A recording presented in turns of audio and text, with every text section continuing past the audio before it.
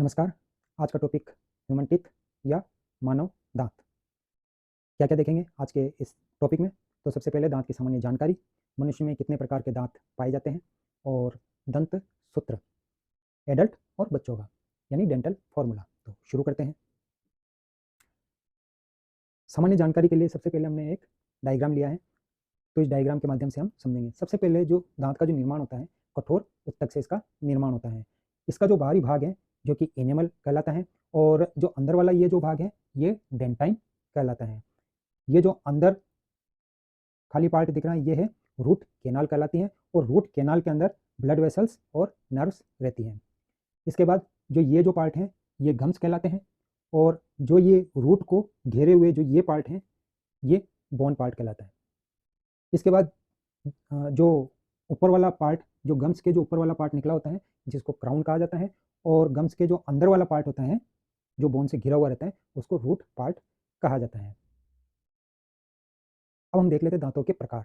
तो दांत चार प्रकार के होते हैं: इंसाइजर, कैनाइन, प्रीमोलर और मोलर, जिनको कि छेदक या कृंतक, कैनाइन को रत्नक या भेदक दांत भी कहा जाता है, और प्रीमोलर को अग्र चवर्णक और मोलर को चवर्णक दांत कहा जाता है। जैसा कि डायग्राम के माध्यम से दिखाया गया है, ये ऊपर के जो है इंसाइजर दांत हैं, ये कैनाइन, ये प्रीमोलर और ये तीनों मोलर दांत।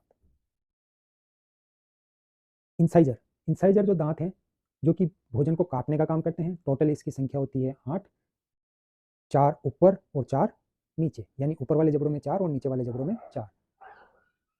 नोज टीथ भी इसको बोला जाता है क्योंकि नोज लेवल पर ये पाए जाते हैं। कैनाइन या रत्नक, इसका कार्य भोजन को फाड़ने का काम है। टोटल इसकी संख्या होती है 4, 2 ऊपरी जबड़ों में और 2 नीचे वाले जबड़ों में। ये आई टीथ दांत भी कहलाते हैं क्योंकि ये आई के लेवल पे टीथ होते हैं। मांसाहारी में ये लंबे होते हैं। इसके बाद प्रीमोलर यानी अग्र चवर्णक दांत, इसका कार्य भोजन को चबाना होता है। टोटल इसकी जो संख्या होती है 8 होती है, 4 ऊपरी जबड़ों में और 4 नीचे वाले जबड़ों में। इसको चिक टीथ भी कहा जाता है, और सबसे इंपॉर्टेंट है ये प्रीमोलर बच्चों में नहीं पाया जाता है। मोलर यानी चवर्णक दांत, मेन कार्य इसका भोजन को चबाना। इसकी टोटल संख्या होती है 12। इसमें मेन इंपॉर्टेंट ये है, थर्ड जो मोलर है वो बच्चों में नहीं पाया जाता है, यानी थर्ड मोलर टीथ को हम क्या बोलते हैं, विजडम टीथ भी बोलते हैं या अकल डार्ड भी बोलते हैं। तो हम देख लेते हैं डेंटल फॉर्मूला या दंत सूत्र। तो दंत सूत्र समझने के लिए हमने एक डायग्राम लिया है। यह एक ऊपरी जबड़े का डायग्राम है। हमने इसको 2 भागों में डिवाइड किया है जिससे कि अच्छी तरह समझ में आ जाए। तो हम एक पार्ट लेते हैं और समझने की कोशिश करते हैं। तो जो डेंटल फॉर्मूला है वो उसके प्रकार के अकॉर्डिंग ही इसका फॉर्मूला है, जैसे उसका जो नामकरण है उसी के अनुसार ये फॉर्मूला बनाया हुआ है। तो सबसे पहले आप इधर देखिए, इंसाइजर, कैनाइन, प्रीमोलर और मोलर, ऐसे ऐसे इंसाइजर, कैनाइन, प्रीमोलर और मोलर, ये तो इसका फॉर्मूला हो गया। अब एडल्ट में कैसे लिखेंगे हम, एडल्ट का दंत फार्मूला क्या होगा। तो एडल्ट में हम जानते हैं कि 2 इंसाइजर हैं, तो इंसाइजर की जगह पे 2 लिख दो।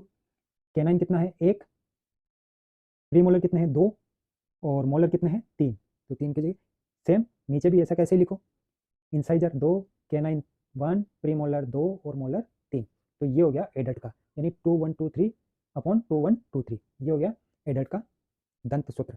अब हम बच्चों का देख लेते हैं। सबसे पहले बच्चों का दंत सूत्र देखने से पहले हमने आपको बताया था कि बच्चों में प्री मोलर नहीं होते हैं। दूसरा, मोलर में से जो थर्ड मोलर जो टीथ है वो बच्चों में नहीं होता। ठीक है, तो उसके अकॉर्डिंग देख लेते हैं। तो सबसे पहले इंसाइजर वही 2, कैनाइन 1, और जो प्री मोलर है वो बच्चों में नहीं होता तो उसका 0, और मोलर जो कि बच्चों में थर्ड जो मोलर है वो नहीं होता यानी 2 होते हैं तो हमने 2 लिख दिया। वैसे वैसे नीचे भी सेम 2102। एक और, मनुष्य की पूरी लाइफ में कम से कम 52 टीथ निकलते हैं। 20 तो दूध के दांत जो कि टूट जाते हैं, उसके बाद 32 दांत मनुष्य में रहते हैं। टोटल 20 प्लस 32 यानी 52 दांत टोटल मनुष्य में होते हैं। हमारा ये वीडियो आपको कैसा लगा? अच्छा लगा हो तो प्लीज़ सब्सक्राइब करें और शेयर करें। धन्यवाद।